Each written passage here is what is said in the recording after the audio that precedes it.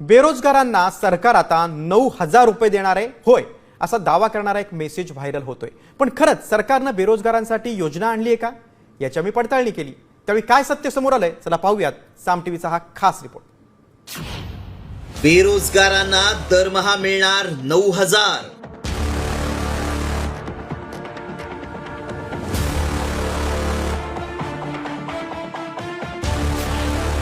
केंद्र सरकारची बेरोजगारांसाठी नवी योजना।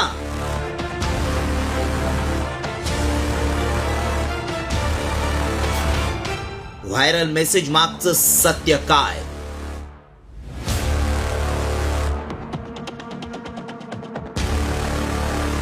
बेरोजगारांना आता दरमहा म्हणजे महिन्याला तब्बल 9,000 रुपये मिळणार असल्याचा दावा करण्यात आलाय।